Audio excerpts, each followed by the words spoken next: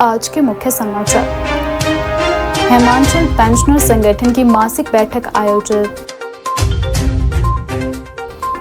बर्फबारी, बारिश और ओलावृष्टि से जनजीवन प्रभावित।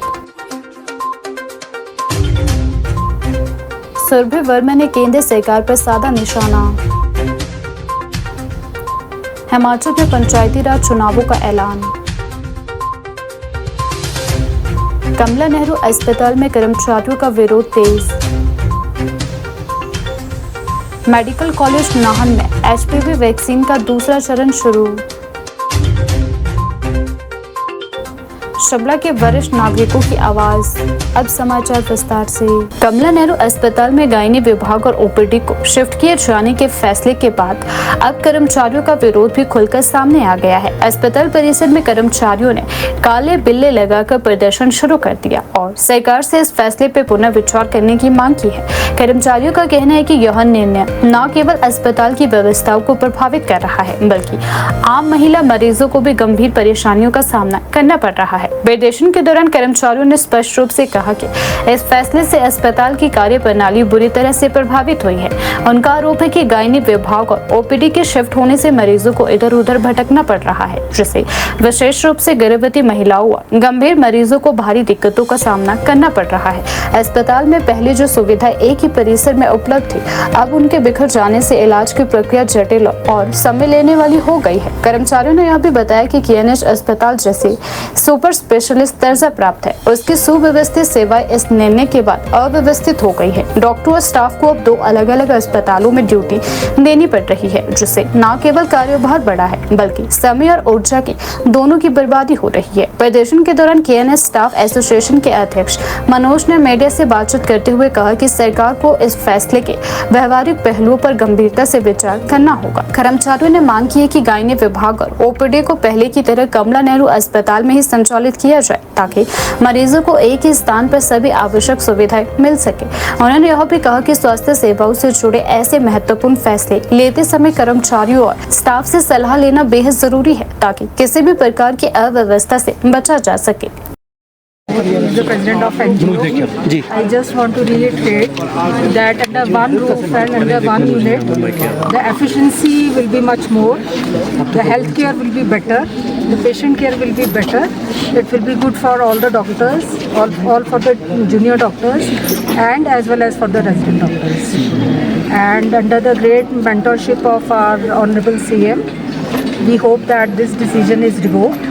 And we expect to see that the KNH is a great institution and it is expanded further. We would like that IVF center be set up because we have plenty of space, separate robotic center, fetal medicine center, and then I'd like to comment on that. Already everything has been talked about. There are issues related to the separate units. So everywhere in the world it is a single unit, and there may be problems now. Education को जो इतना महत्व दिया, और आपने आजकल जैसा कि सरकार चाह रही है कि महिला सशक्तिकरण का जो चल रहा है, वो सशक्तिकरण के साथ आज हम इकट्ठे हुए हैं। उसी सशक्तिकरण के साथ एक तरफ महिलाओं को सशक्तिकरण दिया जा रहा है और दूसरी तरफ महिला की जो प्राइवेसी है, महिलाओं को जो पहले भी सुविधाएं दी जा रही हैं हमारे हॉस्पिटल में, जिसके पीछे आज हमने ये अपना अब सरकार ने वहाँ शिफ्ट करके जो हमारे स्टाफ की कमी है वो भी बढ़ा दी है। वहाँ पे जो सुविधाएं हैं वो भी महिलाओं के लिए ठीक नहीं है। और ये प्रोटेस्ट जो हम कर रहे हैं वो एम्प्लॉइयों के लिए नहीं भी हैं कि मैं इक्विपमेंट्स में बहुत ध्यान दे रहा हूँ। आज के युग में जो हमारा मेडिकल साइंस है वो ऐसा युग है जहाँ एकदम से सारी चीज़ें उपलब्ध है, पर उसके साथ स्टाफ चाहिए, फैसिलिटी चाहिए, तो उनको चलाने वाला भी चाहिए। जैसे रोबोटिक सर्जरी यहाँ प्रोवाइड कर दी जाए, ताकि यहाँ पे महिलाओं के लिए बाकी सुविधाएं तो बहुत अच्छी सुविधाएं हैं। डाइट के लिए यहाँ पे कोई प्रॉब्लम नहीं है। महिलाओं के लिए यूपीटी एक हमारा सबसे पहला टेस्ट होता है। आज वहाँ हर कहीं जाना पड़ता है क्योंकि वहाँ निजता का प्रॉब्लम है। यहाँ महिला हर महिलाओं के सशक्तिकरण के लिए है, महिलाओं के अधिकारों के लिए है। और ये आप लोगों से भी रिक्वेस्ट है, क्योंकि यहाँ पर जितनी भी सुविधाएं हैं वो बहुत ही अच्छी है, बहुत ही अच्छी, महिलाओं के लिए भी और बच्चों के लिए भी। यहाँ बच्चे जो नियोनेटल बच्चे पैदा होते हैं उनके लिए निक्कू की उपलब्धता भी है। और यहाँ पे हमारे पेडिटिशियंस बैठते हैं, प्रोफेसर बैठते हैं, एपी बैठते हैं, एसआर बैठते हैं, तो डॉक्टर्स भी बहुत अच्छा स्टाफ है। तो मेरी यही रिक्वेस्ट, मेडिकल काउंसिल होती हैं उसमें एक और मैं आपको ध्यान में दूं, मैंने मुख्यमंत्री जी के ध्यान में भी डाली थी ये बात, कि जो मेडिकल काउंसिल ऑफ इंडिया है वो जब ये निक्कू अपना ओबीजी साथ में गायनी, ये एक छत के नीचे होने चाहिए। अदरवाइज़ ये मेडिकल स्टूडेंट्स के लिए भी एक प्रॉब्लम्स क्रिएट करेगा आने वाले टाइम में भी, क्योंकि उनको स्टूडेंट्स को, मेडिकल स्टूडेंट्स, नर्सिंग स्टूडेंट है जो, उनको ओबीजी पढ़ना होता है, फिर गायनी पढ़ना होता है, फिर पेडिटिशियन को अपना पेडिटिक डिपार्टमेंट देखना भी करना है। तो आज हम कर्जे के तले दबे तो हैं ही हैं। मैं ये भी आपके बात ध्यान में लाना चाहता हूँ, क्योंकि मैं भी इसी हिमाचल का नागरिक हूँ, मेरे ऊपर भी इतना ही कर्जा है जितना सरकार के ऊपर है, तो वो कर्जदारी भी बढ़ेगी।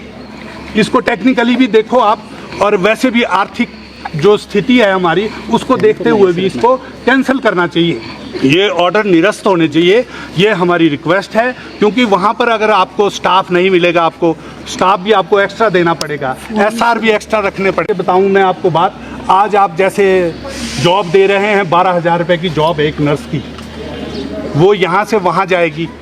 स्वीपर है वो आउटसोर्स पे हैं, आउटसोर्स पे कितनी सर्विस दे सकता है आदमी 12,000 15,000 रुपये में, और इधर उधर एक दिन उसकी रोटेशन में ड्यूटी यहाँ है, 2 दिन वहाँ है, 4 दिन वहाँ है, 4 दिन वहाँ है, ये सब के लिए प्रॉब्लम क्रिएट करेगा। तो मेरी रिक्वेस्ट ये है कि ये सब चीज़ें ध्यान में रखते हुए, एक तो ये हमारे जो गायनी विंग है उसको यही सशक्त किया जाए, और साथ में ये सब चीज़ें ध्यान में रखते हुए आप अपनी एक बैठक बुलाएं और उसमें ये सारी चीज़ें डिस्कस करें, हमारे साथ भी करें, सरकार बैठे हमारे साथ। सरकार को हम इसीलिए चुनते हैं कि हमारे जो हक हकूक़ है वो भी मेरा साथ देते हैं सरकार का, तो हमारा भी उनको साथ देना चाहिए। आज बेरोजगार घर में बैठे हैं, आउटसोर्स कर्मचारी रखे जा रहे हैं, और जो कि बिल्कुल गलत है। प्रदेश कांग्रेस मुख्यालय राजीव भवन में आयोजित आज एक पत्रकार वार्ता के दौरान अखिल भारतीय महिला कांग्रेस की सचिव एवं प्रदेश महिला कांग्रेस की प्रभारी सुरभि वर्मा ने नारी शक्ति वंदन अधिनियम, महिला आरक्षण बिल को जल्द लागू करने की मांग की। उन्होंने कहा कि महिलाओं को राजनीतिक और सामाजिक रूप से सशक्त बनाने के लिए इस विधेयक का प्रभावी और शीघ्र लागू होना अत्यंत आवश्यक है। सुरभि वर्मा ने केंद्र सरकार से अपील करते हुए कहा कि महिला आरक्षण बिल को केवल एक कानून नहीं बल्कि देश के आधी आबादी को बराबरी का अधिकार देने का महत्वपूर्ण माध्यम है।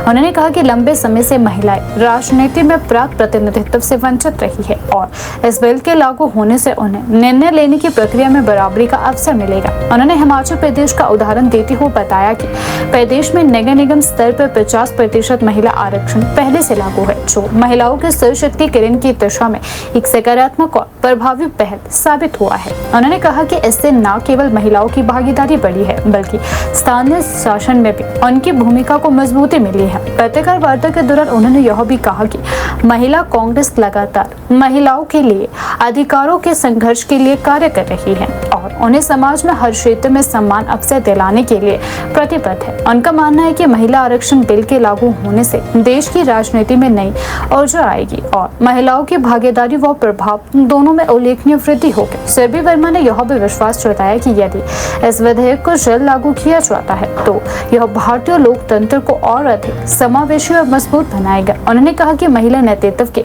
बढ़ने से समाज में संतुलित विकास संभव हो सकेगा और नीतियों में संवेदनशीलता भी बढ़ेगी। इस अवसर पर महिला कांग्रेस के अन्य पदाधिकारी भी मौजूद रहे, जिन्होंने सुरभि वर्मा के विचारों का समर्थन करते हुए महिला आरक्षण बिल को जल्द लागू करने की मांग दोहराई। कार्यक्रम के अंत में यह स्पष्ट संदेश दिया गया कि महिला कांग्रेस इस मुद्दे को लेकर आने वाले दिनों में अपनी आवाज को और तेज करेगी। किसी ने भी इसके ऊपर खास ध्यान नहीं दिया, तो ये नारी का सिर्फ आरक्षण तक सीमित नहीं है। नारी का सम्मान भी होना चाहिए, उनकी काम भी होने चाहिए, उनकी बात भी सुननी चाहिए। तो ये बात मैं यहाँ मीडिया में ये कहती हूँ कि ये कमी हमारे हिंदुस्तान में है। तो मैं चाहती हूँ कि सब जो लेडीज हैं मिलके इस आरक्षण के लिए सड़कों पे उतरे, हम उतरे भी हैं और लड़ाई लड़े। अपने घरों को थोड़ी देर के लिए, कुछ घंटों के लिए हम भूल सकते हैं, अपने दिनों को कुछ हम अपनी पार्टी को दे सकते हैं, अगर हमारी पार्टी हमें सब कुछ मान सम्मान दे रही है। अपने मन को शांति मिलती है जब हम अपनी पार्टी के लिए कुछ करते हैं, जब हमारे में जज्बा है, हमारे अंदर कांग्रेस का खून है। हमें गिले शिकवे नहीं करने चाहिए कि कोई आ गया है तो हम गिले शिकवे करें। हम इकट्ठी होकर नारी, सब स्त्री, आज स्लोगन कुछ शब्दों में मैं अपना वो भाषण देना चाहती हूँ या डिस्कस करना चाहती हूँ कि सब जो अगर हम मिल जाएं दिल से मिल जाएं और दिल से थोड़ा सा काम कर लें तो 33% आरक्षण कोई रोक नहीं सकता। कोई भी हमारे बच्चों की हिफाजत को खतरा नहीं हो सकता, पर हम खुद पहले इकट्ठी हों, पार्टी के लिए काम करें, पार्टी के साथ एकजुट होकर, बाजू के साथ बाजू नहीं, हाथ से हाथ मिलाकर मोदी जी को बोलो कल नहीं, परसों नहीं, अभी बिल पास करो। बारिश हो रही है, कुछ हो रहा है, कुछ छोड़ दो थोड़ी देर के लिए, बाद में आपको ही इस चीज का फायदा और आनंद होना है। क्यों हमारे बड़े जो लीडर है वो घरों तक को नहीं जाते हैं, आज कहाँ कल कहाँ, जहाजों में धक्के खाते हैं, कोई ट्रेनों में धक्के खाते हैं। तो हमें थोड़ा कष्ट करना पड़ेगा औरतों को। बीइंग अ महिला, मैं ये सारी महिलाओं को जितनी भी आज आई हैं या मीडिया कॉन्फ्रेंस की हमारी आज, तो मैं यही कहूंगी कॉन्फ्रेंस में अपनी में कि प्लीज कृपा करके सब हिमाचल की ladies district president, block president, पारिषद और एमएलए साहबान, चेयरपर्सन सॉरी, जो भी हैं, आज शायद कुछ लोग उपस्थित नहीं हुई क्योंकि शॉर्ट ये नोटिस की मीटिंग थी। अभी हमारा वो धरना प्रदर्शन रुक गया और आचार संहिता लगने से, कोड ऑफ कंडक्ट लगने के कारण। पर मैं ये खत्म होने के बाद यहाँ बहुत बड़ा हम एक प्रदर्शन करेंगे, धरना लगाएंगे, प्रोटेस्ट भी करेंगे। और ये नहीं सिर्फ शिमला में करेंगे, हर डिस्ट्रिक्ट की प्रेसिडेंट को ये धरना, ये प्रदर्शन करना पड़ेगा। कम से कम 200-100 लेडीज, कम से कम बोल रही हूं मैं, सिर्फ 100 लेडीज, और बीजेपी को मुंह तोड़ जवाब देना पड़ेगा सबको। ये शिकायतें बंद कर दो आप, पार्टी हमारी है, हमने चूज की है, हमें काम तो करना पड़ेगा। इसलिए आज जितनी भी लेडीज के पास मेरा मैसेज पहुंच रहा है या सुन रही है या पहुंचेगा, तो कृपया करके हाथ जोड़ के विनती है, ये नारी आरक्षण के लिए आप ये बिल पास के लिए दौड़ो, भागो, मेहनत करो, इसका फल सबको मिलेगा। अभी आपने देखा होगा हिमाचल में कितनी लोगों को टिकटें मिली है, कितने % लेडीज को मिली है? 60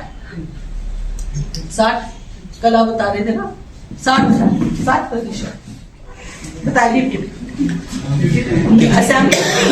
असेंबली में नहीं, अच्छा पंचायत में,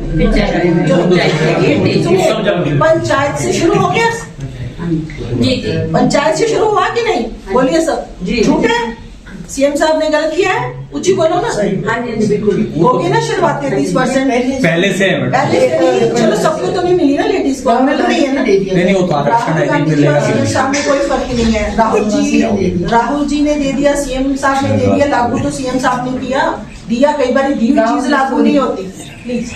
तो मैं यही कहती हूँ कि यही मैं चाहती हूँ कि राजीव गांधी जी ने तो बहुत देर से, बड़े साल हो गए पास किए, पर हम अब बात करते हैं 23 में भी पास हो गया, पर अब हमने इसको कंटिन्यू करने के लिए जोर लगाना है। जो मुद्दे की बात है, जो सार है मेरा बोलने का, ज्यादा बोलने से, आप सब पढ़े लिखे हो, यहाँ समझते हो बात को, और इसको समझो, दिल से समझो, यही मेरी विनती है आपको।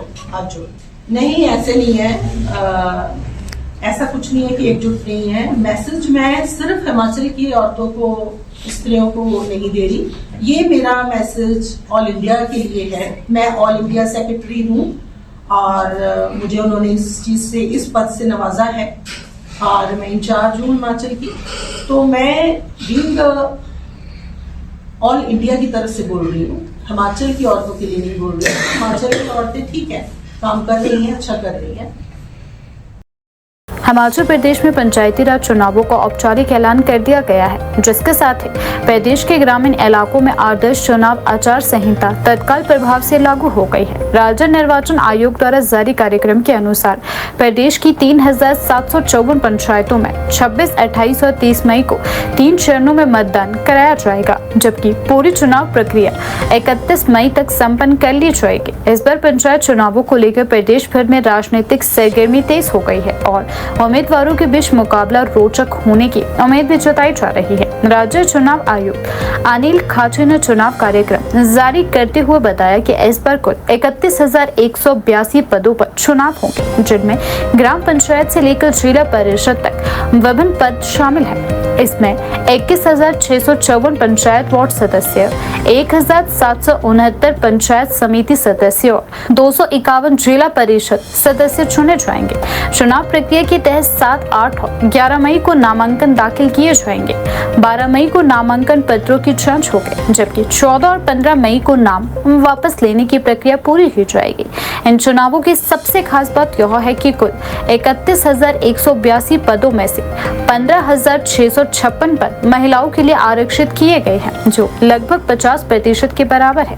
अनुमान है कि इस बार करीब 1900 महिलाएं पंचायत प्रधान के रूप में चुनी जाएगी, जबकि 12,709 महिलाएं पंचायत सदस्य बनेंगे। इसके अलावा पंचायत समिति ने 919 और जिला परिषद में 128 महिला प्रतिनिधि चुनी जाएगी, जो ग्रामीण शासन में महिलाओं की भागीदारी को और अधिक मजबूत करेगा। आरक्षण व्यवस्था के तहत अनुसूचित जाति SC और अनुसूचित जनजाति ST वर्गों के लिए प्राप्त सीटें निर्धारित की गई है। पंचायत स्तर पर SC के लिए 453, SC महिलाओं के लिए 508, ST के लिए 138 और ST महिलाओं के लिए 151 पद आरक्षित किए गए हैं। वहीं पंचायत वार्ड सदस्य के लिए 21,678 पदों में से 1,813 पद SC, 3,811 ST महिलाओं, 504 ST और 982 ST महिलाओं के लिए आरक्षित है। इससे स्पष्ट है कि चुनाव प्रक्रिया में सामाजिक समावेशिता और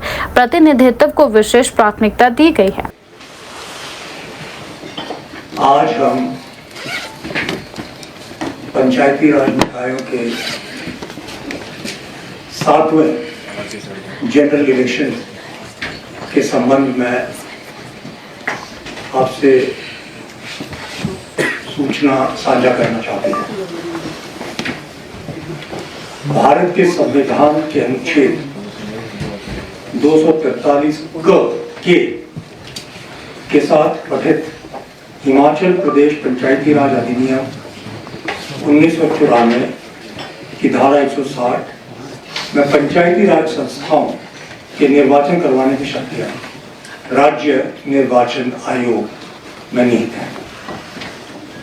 अतः राज्य निर्वाचन आयोग राज्य के त्रिस्तरीय पंचायती राज संस्थाओं के निर्वाचन हेतु आज निर्वाचन कार्यक्रम जारी करने जा रहा है। यह निर्वाचन कार्यक्रम जिला कुल्लू की 4 पंचायतों, जिसमें विकास खंड नगर की ग्राम पंचायत करजा व सोयल तथा विकास खंड आनी की पंचायत जाबन व नामोग सम्मिलित है, पर लागू नहीं होगा, क्योंकि इन पंचायतों का कार्यकाल 9 फरवरी 2027 तक समाप्त हुआ है। यद्यपि इन पंचायतों में पंचायत समिति व जिला परिषद सदस्य का निर्वाचन होगा। पंचायती राज संस्थाओं का जिनका निर्वाचन कार्यक्रम जारी किया जा रहा है, उनका ब्यौरा निम्न प्रकार से है। प्रधान पद 3,754 3754, उप प्रधान पद भी 3,754 है। सदस्य ग्राम पंचायत 21,654, सदस्य पंचायत समिति 1769, सदस्य जिला परिषद 251, 251, कुल पद 31,182। भारतीय संविधान के अनुच्छेद 243D के प्रावधानानुसार जनसंख्या के अनुपात पर पंचायती राज संस्थाओं में अनुसूचित जाति, अनुसूचित जनजाति के लिए आरक्षण का प्रावधान है। इसके अतिरिक्त राज्य सरकार द्वारा अन्य पिछड़ा वर्ग के लिए भी आरक्षण का प्रावधान किया हुआ है।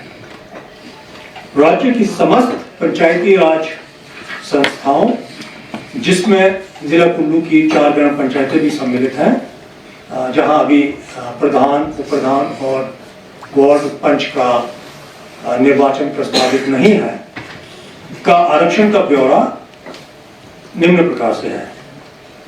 जैसे बताया, कुल पद 31,214,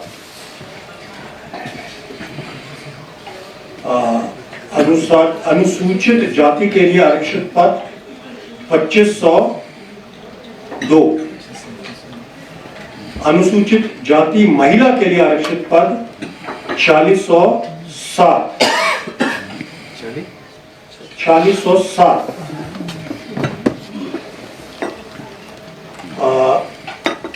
अनुसूचित जनजाति के लिए आरक्षित पद 713, अनुसूचित जनजाति महिला के लिए आरक्षित पद 1216, अन्य पिछड़ा वर्ग के लिए आरक्षित पद 177, अन्य पिछड़ा वर्ग महिला के लिए आरक्षित पद 229, महिला के लिए आरक्षित पद 9604, अनारक्षित पद 12,166। इस प्रकार से महिलाओं के लिए जो कुल आरक्षित पद हैं वो 15,656 है। इसमें मैं स्पष्ट करना चाहूंगा कि उप प्रधान पद के लिए आरक्षण लागू नहीं होता है और विश्वसनीयता के में सुधार कर गहन और निरंतर ध्यान केंद्रित किया जाता है। आयोग द्वारा दिनांक 1 अक्टूबर 2025 अहर्ता तिथि रखी गई थी शुरू में, और जिसके आधार पर प्रारूप प्रकाशन भी किया गया था। इन मतदाता सूचियों को 13/11/2025 को अंतिम रूप भी दिया गया, तब ताकि अधिक से अधिक पात्र व्यक्तियों को मताधिकार दिया जा सके। उपरोक्त अद्यतन स्थिति प्रक्रिया के उपरांत पंचायती राज संस्थाओं में जिलावार मतदाताओं की संख्या प्रेस नोट में दी है, मैं सारी नहीं पढ़ूंगा क्योंकि 12 जिले हैं और 12 है। कुल वर्तमान में जो हमारे पास उपलब्ध आंकड़े हैं उसके अनुसार पंचायती राज संस्थाओं में कुल 50,79,048 मतदाता दर्ज, अन्य मतदाता है। इन पंचायती राज संस्थाओं में 18 वर्ष की आयु के 52,349 मतदाता हैं जो कि प्रथम बार मतदान करेंगे। इनमें 28,581 पुरुष व 23,768 महिला मतदाता हैं। विकास खंड पाउंटा साहिब की ग्राम पंचायत भाटावाली में सबसे अधिक 4,623 व विकास सबसे अधिक 723 मतदाता हैं तथा विकास खंड महिला की ग्राम पंचायत करिया के वार्ड संख्या 8 में सबसे कम मात्र 17 मतदाता है।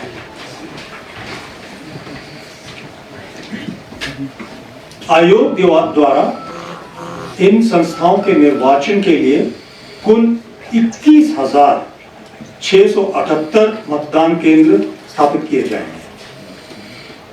आयोग ने रिटर्निंग अधिकारियों को निर्देश दिए हैं कि जिन मतदाता केंद्रों पर मतदाताओं की संख्या अधिक है उन मतदान केंद्रों में सहायक मतदान केंद्र अथवा ऑक्सिलरी पोलिंग स्टेशंस बनाए जा सकते हैं और आवश्यकता पड़ने पर पुरुष व महिला मतदाताओं के लिए पृथक मतदान केंद्र स्थापित किए जाएं। हिमाचल प्रदेश में मौसम ने एक बार फिर तीखा रूप दिखाते हुए पूरे राज्य में ठंडक और अस्थिरता का माहौल बना दिया है। हिमाचल प्रदेश में इन दिनों सक्रिय पश्चिमी विक्षोभ के प्रभाव से लगातार मौसम खराब बना हुआ है। मौसम विभाग द्वारा जारी ऑरेंज और येलो अलर्ट के बीच राज्य के कई हिस्सों में तेज हवाओं, ओलावृष्टि, बारिश और ऊंचाई वाले क्षेत्रों में बर्फबारी का दौर जारी है। इस अचानक बदलाव ने जहां एक ओर तापमान में भारी गिरावट ला दी है, वहीं दूसरी ओर आम जनजीवन, यातायात और कृषि गतिविधियों पर इसका व्यापक असर देखने को मिल रहा है। मंगलवार को रोहतांग, दर्रा सहित लाहौल स्पीति और कुल्लू की ऊंची चोटियों पर हल्का हिमपात दर्ज किया गया। इस बर्फबारी के कारण न केवल ठंड बढ़ी बल्कि कई मार्गों पर फिसलन की स्थिति भी पैदा हो गई, जिससे यात्रियों को सावधानी बरतनी पड़ रही है। वहीं मनाली, कुल्लू और आसपास के क्षेत्रों में बारिश ने मौसम को पूरी तरह से ठंडा कर दिया है। मौसम के इस बदलाव का सबसे बड़ा असर तापमान पर देखने को मिला, जहां अधिकतम तापमान में करीब 8 से 10 डिग्री सेल्सियस तक की गिरावट दर्ज की गई है। बुधवार को भी प्रदेश के अधिकांश हिस्सों में बादल छाए रहे और कई जगहों पर रुक रुक कर बारिश और ओलावृष्टि भी देखने को मिली है। कांगड़ा, शिमला, मंडी और कुल्लू जिलों में ओलावृष्टि और तेज तूफान की चेतावनी के साथ ऑरेंज अलर्ट जारी कर दिया गया है। वहीं सोलन, बिलासपुर, नाहन और अन्य जिलों में येलो अलर्ट लागू है। मौसम विभाग ने स्पष्ट किया है कि तेज हवाओं की रफ्तार 40 से 60 किलोमीटर प्रति घंटा तक पहुंच सकती है, जिससे पेड़ों के गिरने, बिजली आपूर्ति बाधित होने और यातायात में रुकावट जैसी समस्याएं उत्पन्न हो सकती है। प्रदेश के विभिन्न हिस्सों में मौसम के अलग अलग प्रभाव देखने को मिले हैं। ऊना में सुबह हल्की बूंदाबांदी के साथ दिन की शुरुआत हुई, जिससे तापमान में गिरावट आई और लोगों को भीषण गर्मी से राहत मिली। पिछले कुछ दिनों से यहाँ तापमान लगातार बढ़ रहा था, लेकिन इस बदलाव ने मौसम को सुहावना बना दिया है। वहीं हमीरपुर, चंबा और आसपास के क्षेत्रों में भी सुबह से ही बादलों का डेरा रहा। दोपहर बाद धर्मशाला, पालमपुर और मंडी में हल्की बारिश दर्ज की गई। जनजातीय क्षेत्रों में भी मौसम का असर साफ दिखाई दिया। भरमौर और पांगी में भी शाम करीब 4 बजे हल्की बारिश और बूंदाबांदी हुई, जिससे तापमान में और गिरावट दर्ज की गई। हालांकि यह बारिश लंबे समय तक नहीं चली, लेकिन इससे मौसम पूरी तरह ठंडा हो गया। राजधानी शिमला में भी पूरे दिन हल्की बारिश और घने बादलों का दौर जारी रहा, जिससे शहर में सर्दी जैसा एहसास होने लगा। मौसम में आए इस बदलाव का सबसे ज्यादा असर किसानों पर पड़ रहा है। प्रदेश में इन दिनों गेहूं की कटाई का कार्य जोरों पर है और लगातार हो रही बारिश और ओलावृष्टि की संभावना किसानों के लिए चिंता का कारण बन गई है। यदि बारिश और तेज हवाएं जारी रही तो कटी हुई फसल को भारी नुकसान हो सकता है। इसके अलावा सेब और अन्य बागवानी फसलों पर भी इसका प्रतिकूल प्रभाव पड़ने की आशंका जताई गई है। तापमान के आंकड़ों पर नजर डाले तो सोमवार रात को कई जिलों में न्यूनतम तापमान में गिरावट दर्ज की गई। पांवटा साहिब में 23.0 डिग्री सेल्सियस, कांगड़ा में 20.2, धर्मशाला और ऊना में 20.0, बिलासपुर में 19.0, मंडी में 18.4, नाहन में 16.8, शिमला में 16.6, सोलन में 16.0 और मनाली में 13.5 डिग्री सेल्सियस तापमान रिकॉर्ड किया गया। यह गिरावट इस बात का संकेत है कि प्रदेश में ठंडक का असर अभी कुछ दिनों तक और बना रह सकता है। कुल मिलाकर हिमाचल प्रदेश में मौसम का यह बदला हुआ स्वरूप जहां एक और गर्मी से राहत लेकर आया है, वहीं दूसरी ओर यह चुनौती भी खड़ी कर रहा है। आने वाले दिनों में मौसम की स्थिति पर सभी की नजरें टिकी रहेगी, क्योंकि इसका सीधा असर न केवल जनजीवन पर बल्कि प्रदेश की अर्थव्यवस्था और कृषि पर भी पड़ सकता है। नाहन स्थित मेडिकल कॉलेज में HPV वैक्सीनेशन अभियान का दूसरा चरण शुरू हो गया है, जिसके तहत 14 से 15 वर्ष आयु वर्ग की किशोरियों को टीका लगाया जा रहा है। स्वास्थ्य विभाग द्वारा चलाए जा रहे इस विशेष अभियान का उद्देश्य भविष्य में होने वाली सर्वाइकल कैंसर जैसी गंभीर बीमारी से बचाव सुनिश्चित करना है। विभाग ने इस चरण में कुल जनसंख्या के लगभग 1% चयनित वर्ग को कवर करने का लक्ष्य निर्धारित किया है। इसके तहत अब तक करीब 3500 बालिकाओं का पंजीकरण किया जा चुका है। इस अभियान की खास बात यह है कि बाजार में करीब 11,000 रुपए की कीमत वाला यह HPV टीका अब सरकारी अस्पतालों में पूरी तरह निःशुल्क उपलब्ध करवाया जा रहा है। इससे पहले सरकारी स्तर पर केवल सर्वाइकल कैंसर से संबंधित दवाइयां दी जाती थी, लेकिन अब टीकाकरण के माध्यम से इस बीमारी की रोकथाम पर विशेष जोर भी दिया जा रहा है। शुरुआती चरण में चयनित किशोरियों को प्रत्येक रविवार को मेडिकल कॉलेज और संबंधित स्वास्थ्य केंद्रों में टीका लगाया जा रहा था, ताकि अधिक से अधिक लाभार्थियों को इस अभियान से जोड़ा जा सके। स्वास्थ्य विभाग ने अभिभावकों से अपील की है कि वे अपनी 14 से 15 वर्ष की बेटियों का टीकाकरण अवश्य करवाएं, क्योंकि यह टीका भविष्य में गंभीर बीमारियों से बचाव में महत्वपूर्ण भूमिका निभाता है। अभियान को सफल बनाने के लिए आशा कार्यकर्ताओं और स्वास्थ्य विभाग की टीमों द्वारा घर घर जाकर लोगों को HPV वैक्सीन के महत्व, इसके फायदे और सुरक्षा के बारे में जागरूक किया जा रहा है। विशेषज्ञों के अनुसार HPV वैक्सीन एक सुरक्षित और प्रभावी टीका है जो ह्यूमन पैपिलोमा वायरस से होने वाले संक्रमण से बचाता है।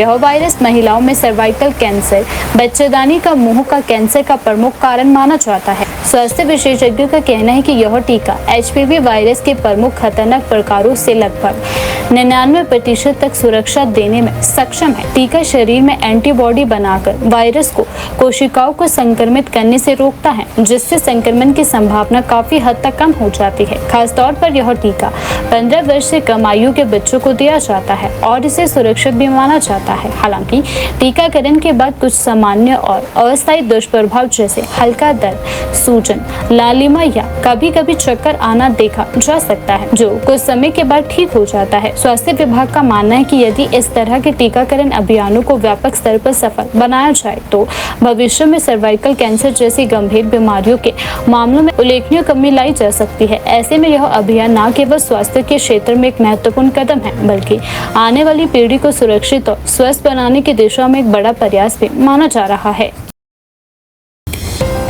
हिमाचल पेंशनर संगठन की मासिक बैठक में पेंशनरों से जुड़े विभिन्न महत्वपूर्ण मुद्दों पर विस्तार से चर्चा की गई। बैठक में बड़ी संख्या में संगठन के सदस्यों ने भाग लिया और अपने विचार साझा किए। बैठक का मुख्य केंद्र बिंदु पेंशनरों के लंबे देय, महंगाई भत्ता, डीए और समय पर भुगतान सुनिश्चित करने से जुड़े मुद्दे रहे।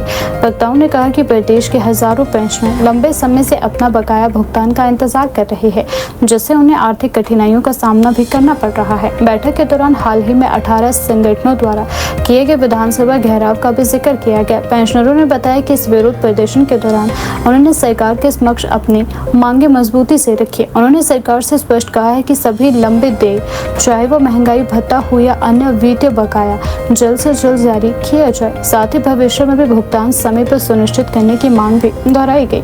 बैठक में यह भी बताया गया कि घेराव के उसी दिन पेंशनर प्रतिनिधियों की मुख्यमंत्री से मुलाकात भी हुई है। इस दौरान पेंशनरों ने अपनी समस्याओं और मांगों को विस्तार से रखा है। मुख्यमंत्री ने प्रतिनिधि मंडल को आश्वासन दिया है कि पेंशनरों के मुद्दों पर गंभीरता से विचार किया जाएगा और जल्द ही इस विषय पर मंथन किया जाएगा। संगठन के पदाधिकारियों ने बताया कि उन्हें उम्मीद है कि सरकार अपने आश्वासन पर अमल करते हुए जल्द ही लंबित देयों का भुगतान करेगी। उन्होंने कहा कि पेंशनरों की समस्याओं का समाधान प्राथमिकता के आधार पर होना चाहिए, क्योंकि यह वर्ग पूरी तरह अपने पेंशन पर ही निर्भर है। बैठक में यह भी निर्णय लिया गया कि यदि जल्द समाधान नहीं हुआ तो संगठन आगे की रणनीति तैयार करेगा और जरूरत पड़ने पर आंदोलन को और तेज किया जाएगा। बैठक में वक्ताओं ने पेंशनरों से एकजुट रहने का आह्वान किया। उन्होंने कहा कि अपनी मांगों को मनवाने के लिए संगठित रहना बेहद जरूरी है। संगठन के सदस्यों ने यह भी स्पष्ट किया कि उनका उद्देश्य टकराव नहीं, बल्कि अपने अधिकारों को शांतिपूर्ण तरीके से प्राप्त करना है। एक पेंशनर संघर्ष समिति का जो संगठन हुआ था, उन्होंने आह्वान किया था कि कम से कम 18 संगठन मिलके हम शिमला में धरना प्रदर्शन करेंगे और सरकार का घेराव करेंगे। और हुआ भी वैसा ही। चौड़ा मैदान में विशाल संख्या में बूढ़े बुजुर्गों ने, यहाँ तक कि 90 से ऊपर 92-94 साल के बुजुर्गों ने भी अपनी जेब में अपनी फीडिंग का सामान लेके विपरीत मौसम के हालातों में सरकार के खिलाफ अपनी मांगों को बुलंद किया, धरना किया। और आखिर में सरकार को ये महसूस हुआ कि इनको बातचीत के लिए बुलाया जाना चाहिए। और उसी दिन एक डेलीगेशन संयुक्त रूप से मुख्यमंत्री महोदय जी से मिला और अपनी मांगे उनके पास रखी। जो देनदारी हम पेंशन की उनके पास लंबित है, उसके बारे में विचार विमर्श किया गया। और उन्होंने बड़े अच्छे शोभनीय तरीके से हमें आश्वासन दिया कि हम आपकी समस्याओं को विचार करके जैसे भी संभव होगा आपका भुगतान कर दिया जाएगा। और 10 दिन का समय दिया है ताकि वो फाइनेंस सेक्रेटरी से मिलके या संबंधित डिपार्टमेंट से मिलके जितनी लाइबिलिटीज़ हैं और जितने गवर्नमेंट के सोर्सेज हैं किस तरह का रोड मैप तैयार करते हैं, वो आने वाली 10-15 दिन के बाद मीटिंग होगी, उसमें रूपरेखा तैयार की जाएगी। तो फिलहाल हम इस उम्मीद में है कि सरकार हमारे इन मांगों के बारे में सकारात्मक रूप से सोचेगी और चरणबद्ध तरीके से इसका भुगतान करके हमें सहूलियत प्रदान करेगी। वैसे तो सरकार ने 80 साल और उससे ऊपर के जितने पेंशन थे वहाँ की उनकी अदायगी देना शुरू कर दी थी, और यहाँ तक आते आते अभी जनवरी में अनाउंस किया था कि 70 साल तक के जितने पेंशन बचते हैं उनको एक मुश्त उनका बकाया दे दिया जाएगा, और हुआ भी वैसा, उनकी अदायगी कर दी गई है। अब सवाल पैदा होता है 70 से नीचे वाले जो कर्मचारी हैं बहुत कम मात्रा में बचते हैं, और जो 2014 और 15 में सेवानिवृत्त हुए तो उनकी संख्या बहुत कम है और अमाउंट भी इतना बड़ा नहीं है। तो हम हिमाचल प्रदेश सरकार खासकर मुख्यमंत्री से अनुरोध करते हैं कि इस थोड़ी सी अमाउंट को, थोड़ी सी संख्या के जो हमारे पेंशनर बचते हैं उनको एक मुश्त इसी महीने उनका भुगतान कर दिए, ताकि हमें कम से कम महंगाई की मार से निजात मिले। और दूसरा एक अनुरोध और करते हैं कि 13% की जो महंगाई भत्ते की दीवार हिमाचल प्रदेश सरकार पे खड़ी है, कम से कम इस महीने एक महंगाई भत्ते की किस्त जारी करें, ताकि इस दीवार को कम किया जाए और हमारी जेब में भी कुछ पैसा आए, ताकि हम अपनी सहूलत के अनुसार अपना जीवन यापन कर सकें। शिमला में विभिन्न जनहित मुद्दों को लेकर वरिष्ठ नागरिकों ने अपनी स्पष्ट राय रखी। अशोक वर्मा, गंगाराम शर्मा, बागचंद चौहान और सेनराम नेगी ने हिमदर्शन टीवी से बातचीत करते हुए स्वास्थ्य सुविधाओं, प्रशासनिक निर्णयों, जन सुविधाओं से जुड़े मुद्दों पर अपनी बात रखी। वरिष्ठ नागरिकों ने कमला नेहरू अस्पताल KNH में रोबोटिक सर्जरी जैसी आधुनिक तकनीक को सकारात्मक पहल बताया। उनका कहना है कि इस तरह की उन्नत चिकित्सा सुविधाएं मरीजों के लिए काफी लाभकारी साबित हो सकती है।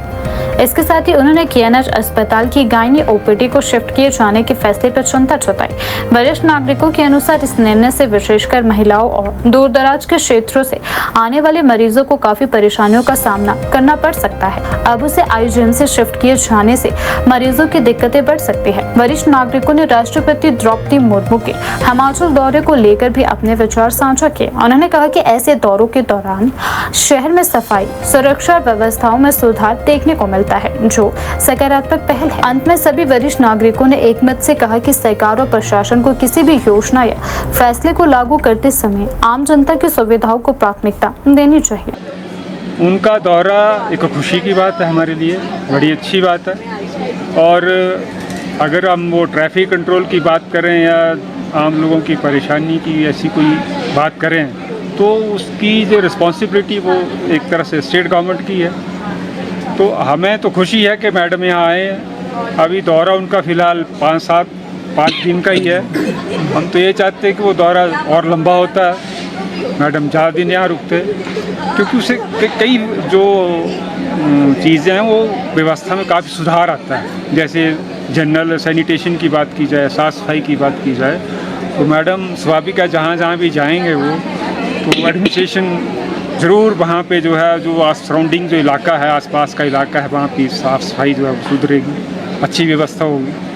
तो ये तो एक अच्छी पहल है, आना चाहिए मैडम को। हम तो चाहते हैं कि वो साल में 2 बार भी आएँ, एक बार की जगह, और 5 दिन की जगह चाहे 15 दिन भी रुके, ताकि थोड़ा सा यहाँ का सिस्टम जो है वो थोड़ा इम्प्रूव हो जाए। बाकी बात रही KNH की, कि वो जो गायनी वार्ड है वो शिफ्टिंग की बात है, तो मेरे हिसाब से एक जनरल ओपिनियन है, आम पब्लिक जो है, इवन डॉक्टर्स भी जो है इसका प्रोटेस्ट कर रहे हैं। तो कहीं ना कहीं तो ये नहीं होना चाहिए मेरे हिसाब से, क्योंकि अगर अकोमोडेशन की बात की जाए तो वहाँ भी ऐसा तो है नहीं कि हमारे पास बिल्डिंग नहीं है या अकोमोडेशन का कोई इशू है, क्योंकि वहाँ पे ऑलरेडी सारी चीज़ें ऑलमोस्ट सेटअप है, और वो बहुत पुराना हॉस्पिटल है और काफ़ी समय से वहाँ पे एस्टेब्लिश है और चल रहा है, और सारी चीज़ें वहाँ पे मेरे ख्याल से व्यवस्थित ढंग से जो है वो सुचारू रूप से पहले भी चल रही थी। और ऐसा भी नहीं है कि वहाँ पर किसी कोई अकोमोडेशन का कोई ऐसी कोई इशू है या कमी है। तो मुझे लगता है कि एक बार सरकार को इसके बारे में। मैं गंगाराम शर्मा शिमला का स्थायी निवासी हूँ। जहाँ तक महामहिम राष्ट्रपति का है। मसला है, हमें खुशी तो होती है कि हमारे प्रदेश में राष्ट्रपति जी का मकान है और कार्यालय, और ये बहुत पहले से पहले तो हम जब बचपन में थे तो सुनते थे कि 1 मास तक भी जो है यहाँ राष्ट्रपति जी रहते थे, यहीं से उनका कार्यालय चलता था। ये तो खुशी तो है। खुशी इसलिए भी है कि जब हम यहाँ शिमला में देखते हैं आसपास जो सफाई नहीं होती थी, आजकल वो सफाई भी हो रही है, सड़कों में पानी का छिड़काव हो रहा है और डिपार्टमेंट जो है सारे तंदुरुस्त है। और साथ में जब हमारे देश के वरिष्ठ पद पर बैठे महामहिम यहाँ आते हैं तो जो दूसरे लोग हैं उनका रुझान भी जो है हिमाचल की तरफ घूमने के लिए भी बनता है। हाँ, जहाँ तक है यहाँ शिमला में ट्रैफिक की समस्या ऐसे भी बहुत है, तो जब वीआईपी मूवमेंट होती है तो दिक्कतें तो आती है, पर फिर भी इस बारी इतनी दिक्कतें नहीं आई। फिर भी ये जो दिक्कतें आती है यहाँ पे, जैसे स्कूल का टाइम है या ऑफिस का टाइम है, और भी जो बीच में यहाँ ट्रैफिक का वैसे ही शिमला में गड़बड़ रहता है सारा सिस्टम। तो ये तो जो हमारी राज्य सरकार है उन्होंने देखना होता है, पर जहाँ तक राष्ट्रपति का आना है वो बहुत ही अच्छी बात है हिमाचल के लिए। अब जहाँ तक रही KNH की बात कि उसको शिफ्ट IGMC के लिए कर रहे हैं, मैं तो ये चाहता हूँ कि बहुत ही दुर्भाग्यपूर्ण जो है ये निर्णय गवर्नमेंट का, क्योंकि जो सुविधाएं वहाँ है, खासकर गाइनिंग और जो लेडीज़ के लिए जो भी सुविधाएं कमला नेहरू हॉस्पिटल में है वो बहुत अच्छी है। अगर उसको इम्प्रूव करना है, कोई और वहाँ स्ट्रक्चर बनाना है या कोई आधुनिक मशीनें लगानी है और कोई सुविधा देनी है, तो वो वहीं पर होना चाहिए था, ना कि IGMC उसको शिफ्ट करना चाहिए। ये तो बहुत गलत निर्णय। मेरा नाम भागचंद चौहान, मैं पिछले 35-40 साल से housing board colony Jakhu Benmore ward में रहता हूँ। मैं ये समझता हूँ इस साल पानी की कोई किल्लत नहीं है, डेली पानी आ रहा है, और ये जो सरकार की जो स्कीम है सतलुज से ये चालू है, और पानी मैं अपने एरिया में देखता हूँ हमारे यहाँ कोई भी किसी टाइप की कोई कमी नहीं है, डेली पानी आ रहा है। और मैं भी ये समझता हूँ शायद और जगह भी आ रहा होगा, क्योंकि ये बहुत बड़ी स्कीम थी पिछले टेन्योर में, ये जो है पिछली सरकार ने इसको अमली जामा पहनाया था। और ये आने वाले समय में पानी की शिमला में मेरे साल कोई 40-50 साल तक ऐसा हम अखबारों में और मीडिया के माध्यम से, आपके माध्यम से सुनते और पढ़ते आए हैं कि शिमला में 40-50 साल तक पानी की कोई कमी रहने वाली नहीं है। नाम नेगी और मैं शिमला का स्थायी निवासी हूँ। और ये जो KNH का जो मुद्दा बता रहे हैं कि इसको जो शिफ्ट किया जा रहा है, इस पर मैं तो ये कहूँगा सरकार को जो है कि दोबारा से इस विषय पे गंभीरता से विचार करना चाहिए, क्योंकि सारी चीज़ें जो सारी मशीनरियाँ सारी लोगों के लिए जो आने जाने के लिए जो महिलाएं जो इस अवस्था में होती है इतनी दूर नहीं जा सकती है। तो इसलिए जो फैसिलिटी यहाँ पर है, ट्रांसपोर्टेशन की हो गई और जो मेडिकल फैसिलिटी हो गई, वो सबसे इस टाइम जो बहुत पहले हम शायद उस वक्त ना पैदा हुए, जो अंग्रेज़ों के टाइम से मेरे ख्याल लेडी डिंक बोलते थे इसको पहले, इसके बाद KNH बन गया ये। तो ये मैं तो कहता हूँ कि ये सरकार को, माननीय मुख्यमंत्री जी को ये दोबारा से जो इस पर विचार करना चाहिए, लोगों की भावनाओं को देखते हुए और महिलाओं की दिक्कतों को देखते हुए। जो यहाँ पर जो सारी सुविधाएं वो IGMC में नहीं है, क्योंकि वहाँ से भी जो लोग कुछ डिपार्टमेंट जो है चमियाना हॉस्पिटल को शिफ्ट किया गया है, लेकिन वहाँ ले जाने से और दिक्कत आएगी। बल्कि अभी जो पिछले हफ्ते 2-4 दिन पहले एक महिला का ऑपरेशन हुआ और जब वापस लाया गया तो बीच में उसके टांके खुल गए थे। तो अब आपको पता है कि एक गंभीर स्थिति पैदा हो सकती है जो उसके स्वास्थ्य के साथ खिलवाड़ है ये। और उस टाइम जो महिलाओं का उस टाइम जो टाइम होता है वो इस टाइम जो है इधर उधर ले जाने का या कहीं ऐसा करने का नहीं होता कि आप दूर सफ़र कर सकें। तो ये जो सरकार का जो है निर्णय बिल्कुल गलत है, इस पे पुनर्विचार करने की आवश्यकता है।